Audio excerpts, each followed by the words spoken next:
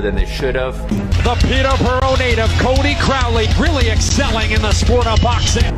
For such a simple fact that, you know, they hurt their hands. It's just sometimes the equipment doesn't work appropriately or how it should work.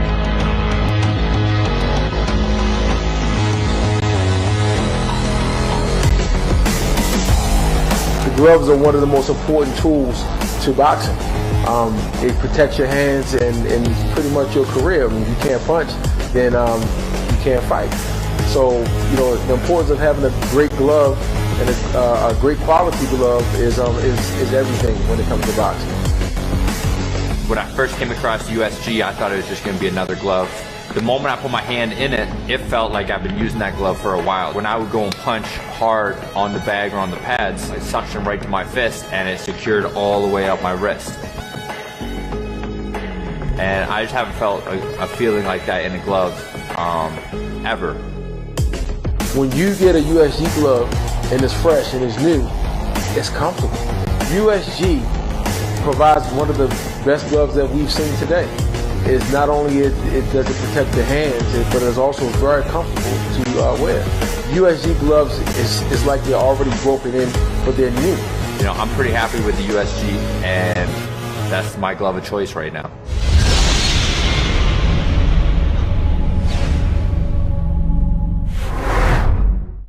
Have you ever nicked your ball sack? Don't be that guy. Oh!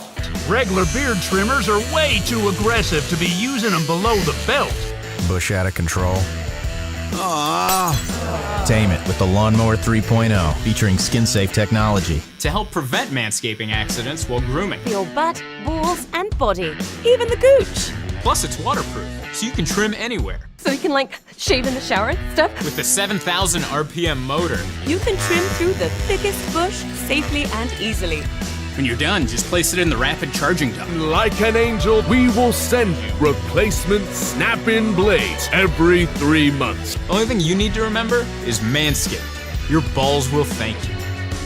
Head over to manscaped.com and get yourself the Lawnmower 3.0. And for a limited time, get a free pair of boxer briefs, a free travel bag, and free shipping. Be the hero of your own movie. If your life was a movie, and it started now, forget about whatever financial disasters you've had, personal failures, relationship failures. What would the hero of your life's movie do right now? Do that. Do those things. We define ourselves far too often by our past failures. We look at our past and we say, well, that's me. That's not you. You are this person right now. You're the person who's learned from those failures, and you can choose to be the hero of your own movie right now. Write down your goals. Write down things you want to improve. Write down things you won't tolerate from yourself. Write down things that you've done in the past that you never want to see yourself do again. And go forth from here as the hero of your own movie. Build momentum. Build confidence and momentum with each good decision that you make from here on out. You can do it.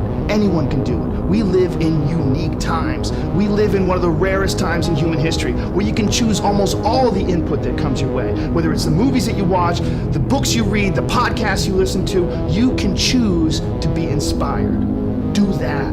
Do that and be the hero of your own movie. All right, welcome back to the Final Shot Podcast. Today on the show, we got one of the top bosses at Eye of the Tiger Management. We're going to bring him on today, and we're going to talk about Quebec's return to boxing. Ladies and gentlemen, Antonin Decarie. Hey, nice introduction again. The last one was better. It was a bit better, but I appreciated that one. So we've had a world pandemic. We've had a whole bunch of shit going on in the world. Everything got shut down, and Eye of the Tiger Management's getting ready to put on a card in October. Yeah, finally, I've been fighting with the government here to be able to get our guys back in the ring. Don't get me wrong, we know that it's a critical situation. We know we have to be very careful. So it's not like we think that we're not taking it lightly at all. it's a very, very serious situation, and we did everything in our power to make sure everyone stays safe. It's just, if we look at hockey, if you look at other sports, they allowed it. I think it's only fair that our athletes are able to do what they do best. Like I was telling you before, a lot of these guys are in their prime, and if we keep them away from the ring for too long, it's really bad. So tell me a little bit what went on, because there was no boxing in the ring, but there was a fight that you guys had to go through to get boxing to come back. What all happened?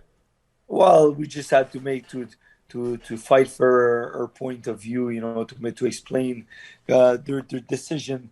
The reason why they thought it was too dangerous was because obviously they didn't want. They thought that in a boxing fight, the risk of contamination are very high, which is true, obviously. But I think the protocol we created, we made sure all the fighters were in a bubble before the fight. We made sure all the fighters were tested. We're doing it in a closed environment. There's no fans. It's only for the TV.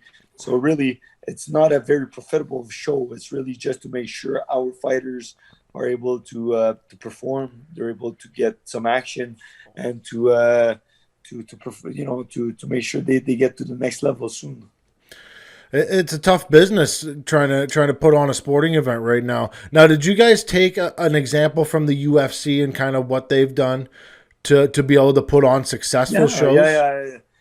We looked at the Top Rank. We looked at UFC. We looked at we looked at all the protocol in the world, and we tried to do a little bit better to make sure we don't get rejected. And every time we got rejected, we were always a bit tougher on the rules. We always, made sure everything was well checked and well protected. But it took a long time, but it's okay. At the same time, like I said, I don't want to complain. A lot of people in the world are really touched by this pandemic. A lot of people just today, I think because they said it's a red code here in Montreal, so a lot of restaurants are closing again. Hey, it's a tough era. We're going through a very tough period for everyone. So we're not trying to cry and to complain. That we understand that we're part of it. We're fighting this with everyone. So is there still a chance that the government could shut this down, or is this locked and loaded and ready to rumble? So far it's locked and loaded, but you never know. Like if a bomb happens in the next 3-4 days, I'm sure the government's can change their mind. But so far so good. Like I said, it's a closed environment. There's only going to be the three fighters. The fighters won't even be in the stadium at the same time. They're going to stay in the shower, the locker room, at a different location. When the fight finish, another fight comes in. So it's really, really going to be. We're going to make everything we can to make sure nobody gets contaminated. So how many fights in total will be on the fight card? Only 3, unfortunately. We had 6 fights, but we can only have Canadian fighters because the borders are not open for fights, and the bubble before the fight was so severe. We had it's a total of 2 weeks prior to the fight, 10 days after, so almost a month of confinement. Wow. Not everyone could respect that, so some fighters pulled out. We got some injury. It's part of the game. Simon Keene was hurt his back, so we obviously we had to pull him out. So it's part of the game. We understand that, but we really wanted the 3 guys that trained like crazy to get ready for the fight. They're 3 fighters we love, so we decided to go through with the show.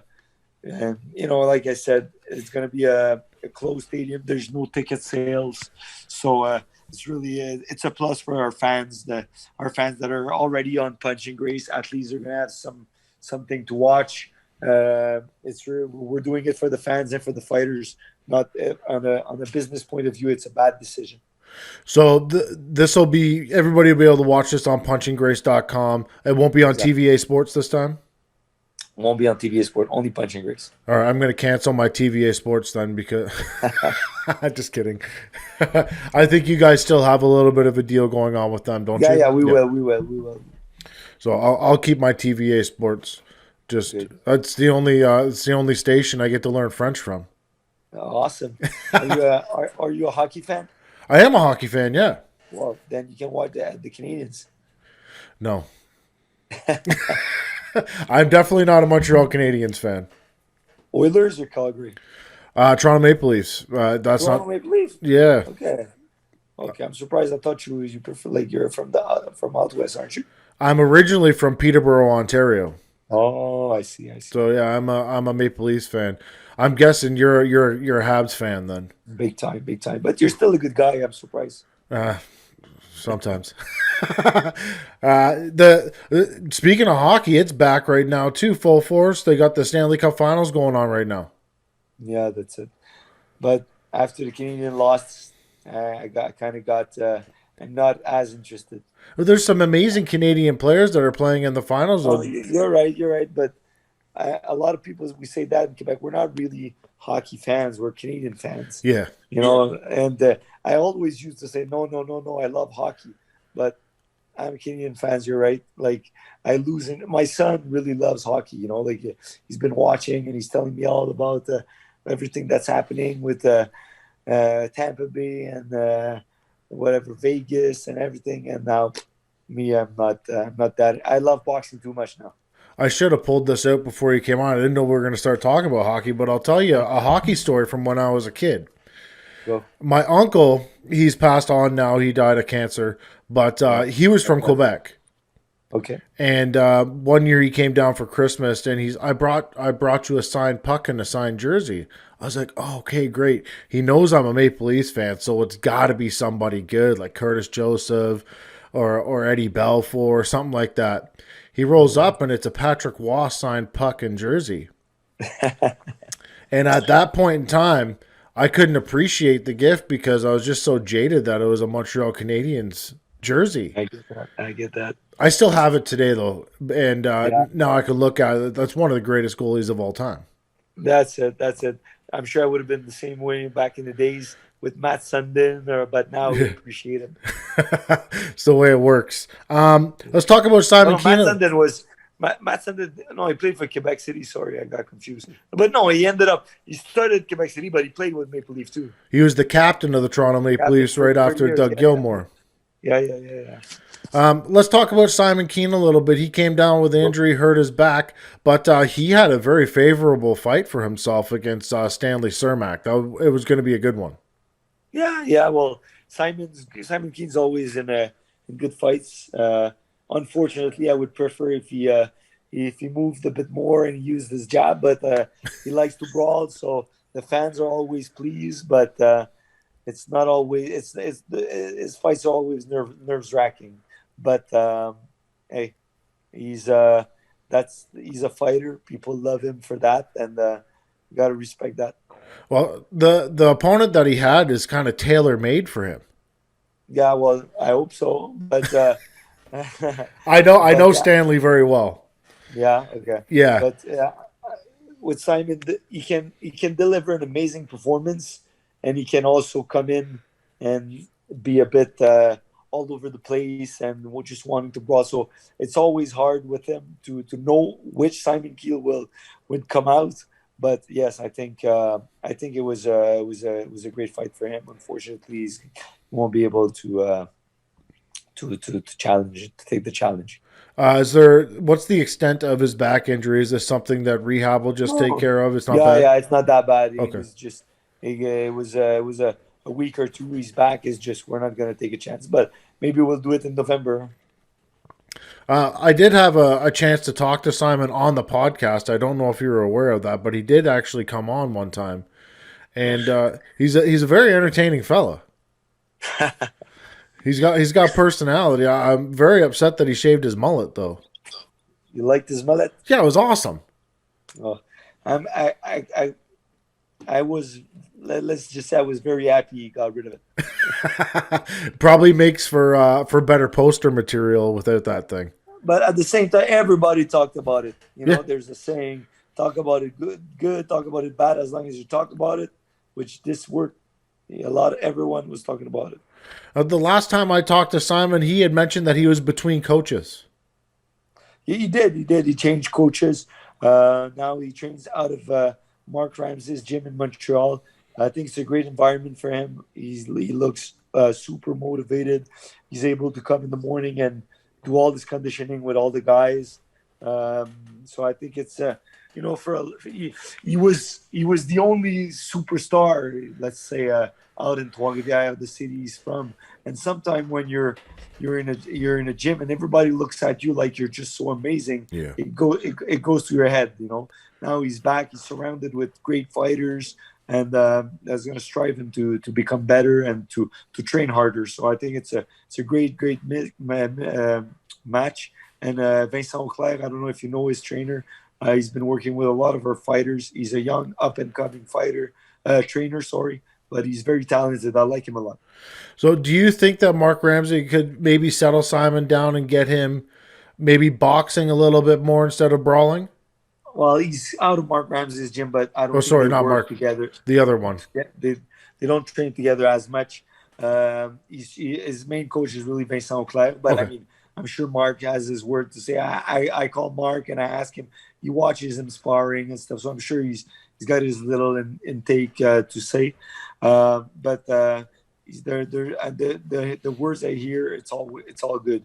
They're saying he's moving more. He's doing the right thing. He's using his jabs. He's using his asset. The guy is huge. The guy has long arms. He's so physically gifted. So might as well use everything his own advantage. You know, for a long time, a lot of people thought Klitschko was a bit boring. Yeah, but hey, he was the man. He moved around. He knocked everyone out. If Simon can do that, I'll be very, very pleased.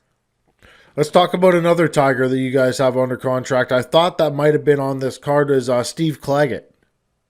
Yeah, well, he's an amazing fighter, but we have a tournament coming soon. Yes. So that's why he's not on the card. It's a tournament at 140 pounds.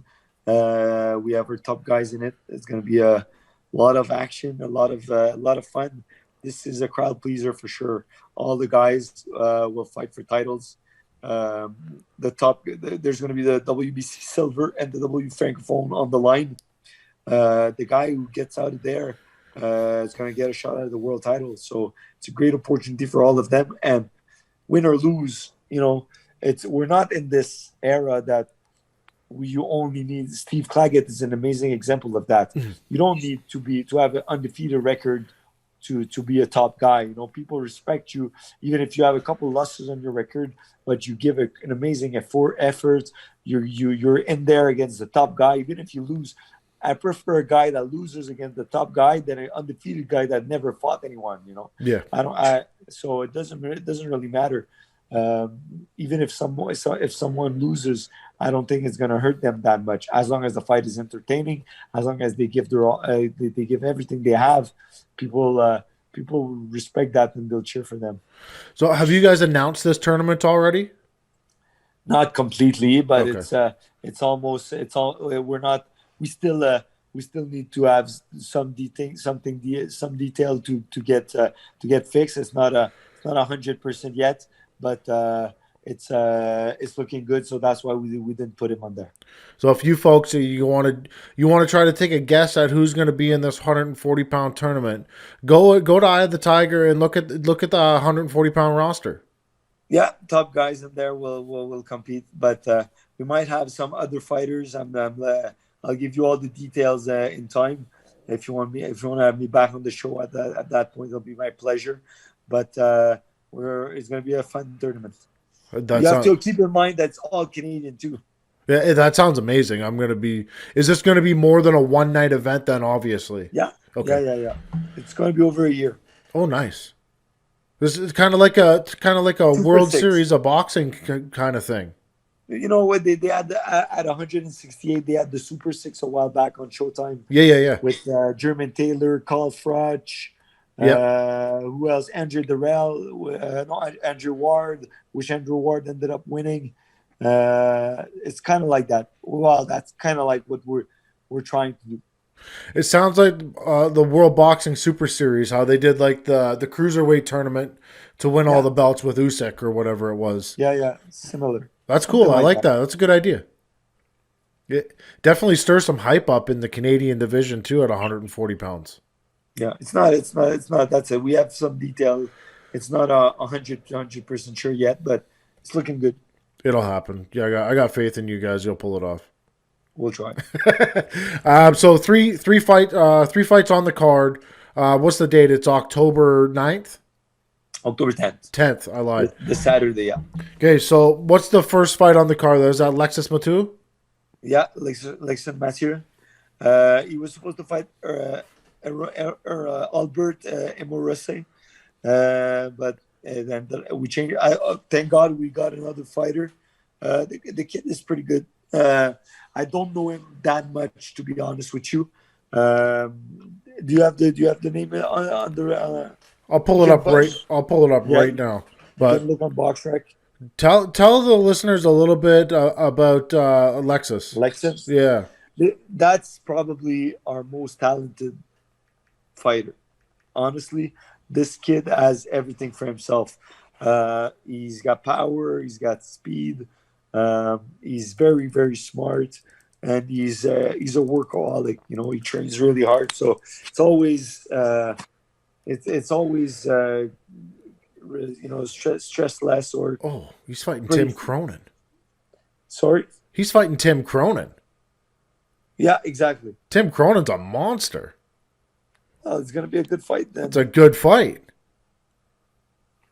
You're worried for a kid? No, because Tim's as old as I am. I'm not worried about the kid. But Tim's tough. He's had a lot of fights. Yeah. But no, it's gonna be a good fight. And Lexon is, like I told you, he's got a lot of talent, a lot of power, a lot of skills. His mind is good. He trains out of Quebec City, but now he's moving to Montreal to train with Mike Maffa. So he's gonna be something. He's special. He's gonna be something. Make sure you guys watch him for the next few years. He's really young. He doesn't have a huge amateur background, so we're gonna have to take our time with him. But he does everything well. It reminds me a bit. I mean, I don't want to jump too fast because Jean-Pascal had a huge amateur background, but he reminds me a bit of him. His skills, his natural, his abilities. You know, the kid has a lot of. He's gifted, but again, let's not jump to conclusion too fast. They don't have the same background. Jean went to the Olympic. Jean was pretty successful on the international level. Lexon didn't have that chance, but at the same time, he turned pro much younger, and he seems like a very, very, very focused, smart kid. I'm very excited about it. For the folks that don't know Tim Cronin's been around for a hot minute, since 2013. He's got a great record. Again, when you see draws on a guy's record too, Manny Montreal always says this. When you see draws on a guy's record, he's either been in somebody else's backyard and probably won, or a very, very close fight. So this guy's a dog. And I believe he's the current NABA light heavyweight champion. No, it's going to be they're fighting for the NEBF. Lexon has the chance to become the youngest guy to ever win the NEBF at 168 in Quebec. So it's another little motivation that he has. So February 22nd of this year, Tim Cronin knocked out Jason Alexander to win the vacant NABA light heavyweight title. He's a serious guy. Shows Lexon's coach have a lot of faith in the kid, but at the same time, we don't have a million of options. You know, if you we have to find Canadian-based fighter, you know. So to make sure the borders don't stop the fight. Yeah. So if you really want to fight, it is what it is. So it is a tough fight. I don't disagree with you, but it's gonna help him improve. That's an amazing fight. I can't wait to see that one. Next fight on the card is Arsene Beck Mcmurdoff versus Big Country Dylan Carmen, my buddy. Yes. Dylan Carmen, you know, we all know what happened with Simon Keene the first fight. Even the second fight, it was stressful by moment. He's a big puncher. Yeah. You know, we have to respect him, but I really believe Mcmurdoff is something special. He's on the different level. He's focused like crazy. I went to see him at the gym recently. His life is only boxing, only boxing.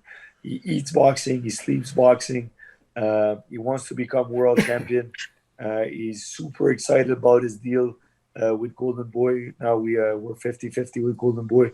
So I really like. I know he wants to impress.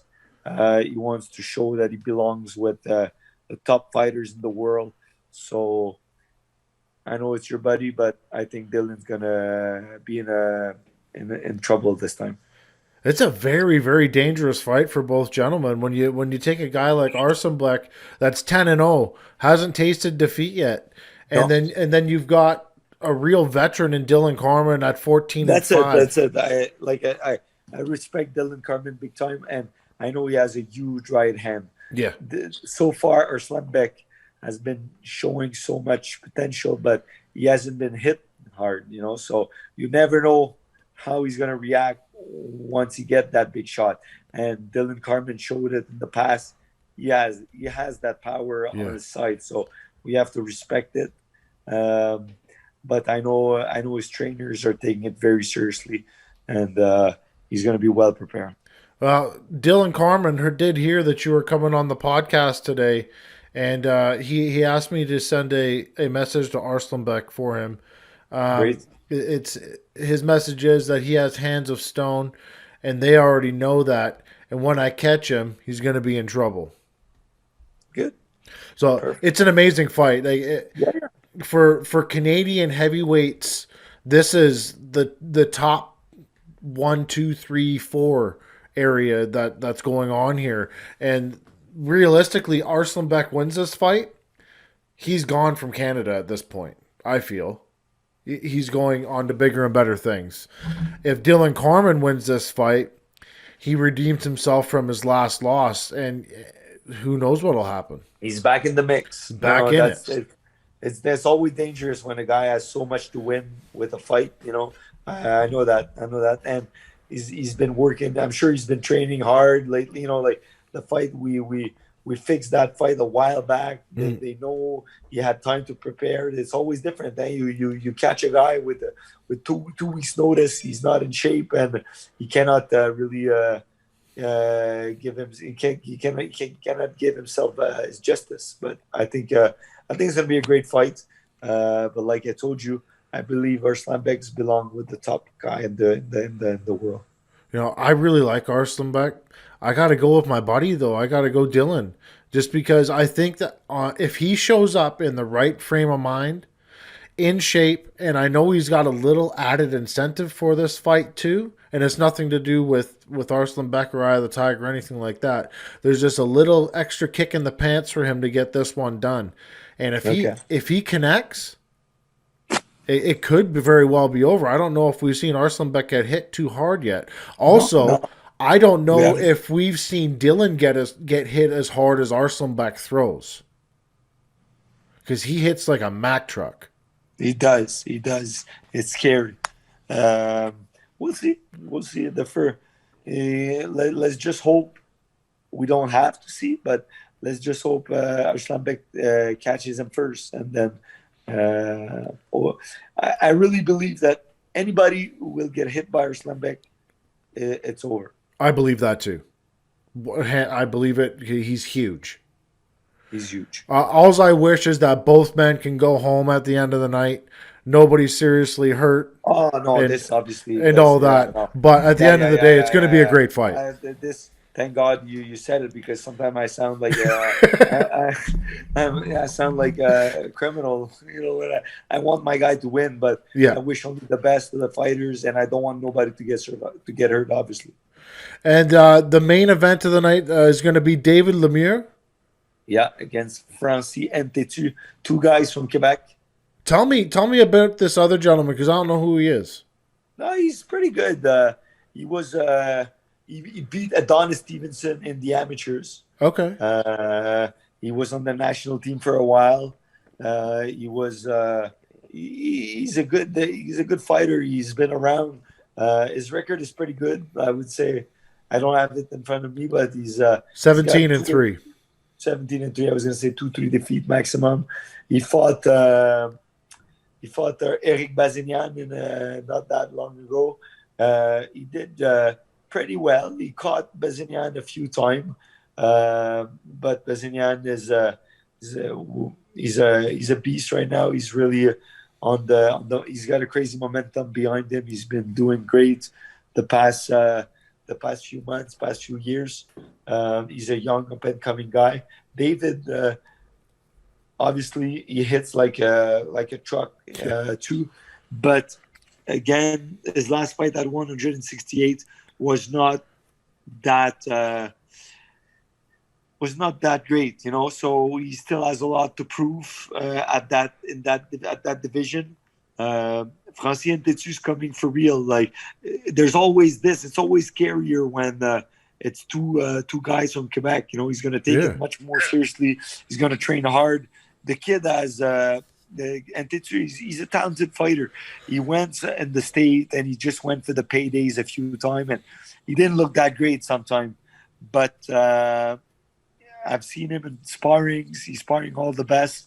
He's sparred with Dave many times. We used to hire him to be because he's tough, he can take it, and he boxes well. Okay. So if he believes that he can take the fight and he can win, he could be dangerous. So it's up to Dave to show that he's the man. That his last fight was just a bad day at the office, and that we're back on track. I've been talking with him for the past few months. Even though he was home with the pandemic at first, he was still focused. He came back to the gym. He was not that heavy, which is great with him. He has the tendency of coming back a bit round after his layoff. He likes to eat. Sorry? He likes to eat. It's yeah. It's I guess it happens. Say that. Yeah. But he has that under control for the past few months, and I think he's got a lot of pride. He's a very competitive guy. I know that he loves Eric, but Eric beat Bazignan, so I'm sure he's going to try to do better, or he's going to have that in mind. Like he doesn't want to do less of a job than Eric did. So I'm sure it's going to be in the back of his mind. But at the same time, that could be a very negative thing. Don't try to impress. Don't try to do something. You just stick to your game plan. Don't try to knock him out in 2 rounds. You could be surprised. It could turn against you. So hopefully he stays focused and he does what he does best.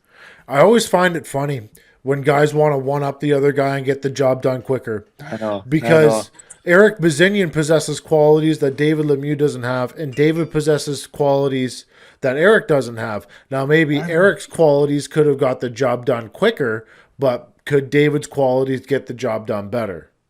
Yeah, no, there's a saying, that the rule, in French, it's des règles de trois. It's like, when you try to compete with, like, one guy beats one guy, but the other guy, there's 3 guys, they can all win and lose against each other. Exactly, like, depending. If I have a really hard time dealing with a fast fighter, I don't mind guys that hit hard. Yeah. But then some guys, they have a lot of speed. They don't care if you're a fast fighter, but they can't take the punch. So don't give them punchers. It all depends on your styles. You can't you can't this like it's really hard to compare. It's not because you did better, you did worse, whatever. At the end of the day, all you got to do is do your job and leave with the W. That's all that it comes down to, is if you got the job done within 12 rounds or 10 rounds or whatever it is, don't let the damn thing go to the judges, because they like to screw you over too sometimes. That's true. Just get it done. And we know with David Lemieux, if he hits you with that left hook, it's over. It's over for sure. We've seen that. I just rewatched a David Lemieux fight because I'm a big fan of Gary Spike O'Sullivan. I like that guy. Oh. he's fun to watch. But I watched the fight back with him and David because Spike's he's a good boxer, and Dave ended that quick. Very quick. But Dave, one thing though is you can't mess around with him before the fight. No. He's, like I told you before, he's very competitive. He hated Spike O'Sullivan so bad that he really wanted to hurt him. Yeah. It happened to him. I remember back in the days, Decarie Reigns. He pushed him or something back. But David was starting his career. He just wanted to knock him out so bad. He pushed him at the weigh-in. And it ended up being a very bad night for Decarie Reigns. So, it's kind of good in a way if Francis Ngannou would just plays that game with him before the fight. David always starts a little fireworks with him, and always like to see him in those conditions. I'd like to see him rematch with Billy Joe Saunders, actually, because Dave does not like Billy Joe very much. He doesn't, but let's be honest, style-wise, it's not the best kind of a position for David. No. Billy Joe Sanders move as well. He's quick. He doesn't stay in there. He's not going to exchange with you, like that. He doesn't mind winning in a decision, and it's tough those nights for David. But if you remember when they fought at the Place Belle in Laval, David had an injury in his elbow. He had a hard time throwing the jab. He was not able to set up his punches. So I would love to see the rematch, but you got to give Billy what he deserves. He's a very tough fighter for David. Wow. We got to put Billy Joe in a smaller ring. Yeah, that's true, but he's the champ. He can't decide. He can't decide what he wants. Unfortunately, at this point, you got to go and do what he wants. Exactly. Which happened. David Lemieux's been a little bit of a talk in the boxing world as of late too, with the Canelo, all that kind of stuff going on. I'd love to see him get that fight too. No, obviously, it would be amazing. Let's be honest, it's a crazy payday, first of all. Yeah. But I believe the reason why they like David like that is because they know Canelo stays there. Like I just said, Billy Joe Sanders like to move around. Canelo, he's got the big coronas. He's going to stay in there. He's going to trade punches.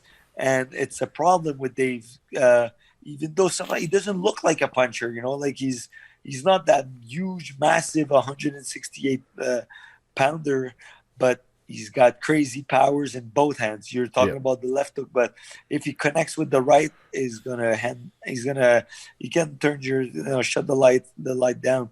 So I would love to see the fight. Obviously, got to give a lot of respect to Canelo, and I would, we would be a tremendous underdog, but I do believe David can pull that one off just because styles makes fight, and Canelo will come in exchange. Sometimes he's a bit stupid. I don't want to say stupid because he's a very smart fighter, but because he's got so much that, like they say that Spanish people have hot blood. Yeah. He wants to take you out. He wants to please the fan, and that could be a big error against David.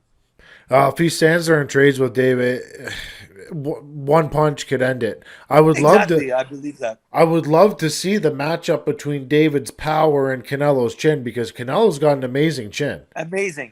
That's it. Do you remember Miguel Scotto's brother? Miguel Scotto, I can't remember, Jose Miguel Cotto or something like that. He was not that amazing, but he was a strong puncher, just like his brother. And they fought each other, Canelo. And he rocked Canelo bad. so he's rockable. He's definitely, everybody on the planet's rockable. I don't care who you are. Maybe don't attack the chin. Maybe attack the back of the ear or the temple. And then with Dave's power, whatever works. You can punch somebody in the top of the head with that kind of power and scramble things around in there. But you're right. I'm hoping that that David gets the one knock I do have on David, even though I love him, he's one of my favorite boxers of all time. But when he gets into a situation where he's supposed to win, it gets tough. I don't know why. I don't know. He likes to be the underdog, I guess. He likes to prove himself. Or maybe it's a human thing. When you think it's going to be easy, sometimes it's hard, and then sometimes it goes both ways. Or maybe, I don't know, maybe when he likes the pressure, or I don't know. I don't know what to tell you about that, but obviously we would prefer if when we think he's going to win, he wins.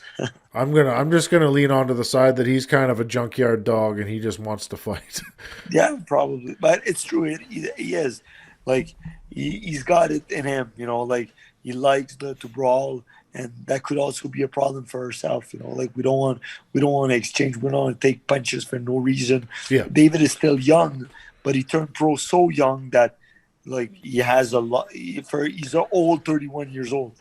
He's got a lot of miles on a young body, like especially a lot of fights. Like you don't see the fighters with 60 professional fight that often anymore. No, but he has a lot of fights. Well, David is 41-4. That's it, almost 60 fight. Yeah. 41. I thought it was more than that. Okay, almost 50. My bad. It's very close to 60 though. Like he's on the opposite side of where you're supposed to be right now. Yeah. 41 wins in a professional boxing ring is a fantastic accomplishment. And 31 years old. This is a lot of Russian or a lot of East European fighters that go to the Olympics turn pro at that age.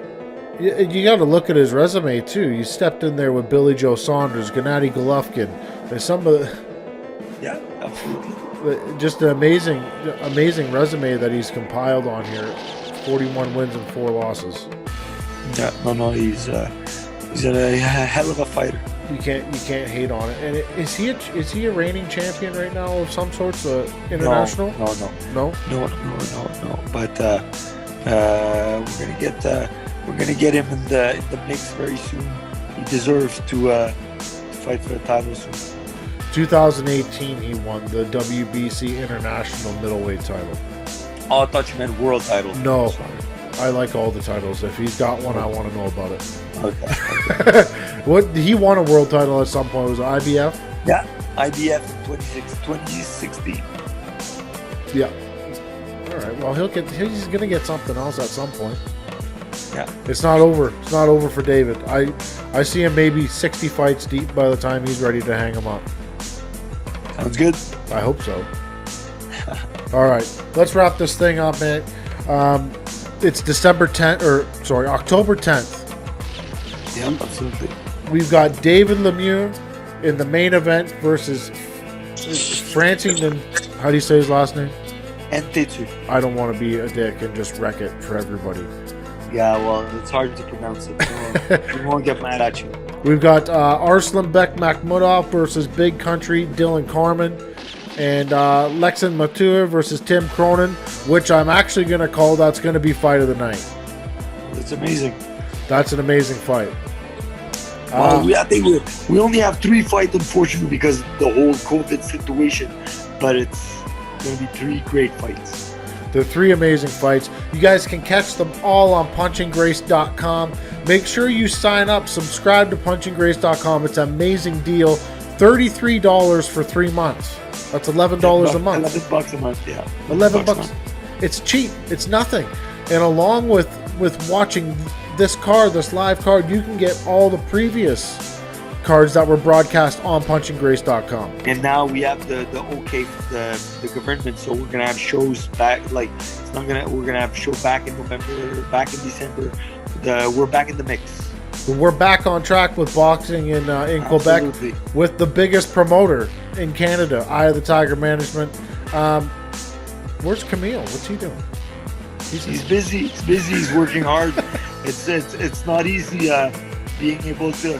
He's been doing a lot of fighting in the back with the Minister of Health and everything. It's been a complicated job, but he pulled it out. Well, let's wrap this one up. Friday, I've got Camille's daughter coming on, Emmanuel Esteban. She's going to come on, give us an update on what's going on with punchandgrace.com. Antonin, thank you very much for making the time to come on today. That's the final shot.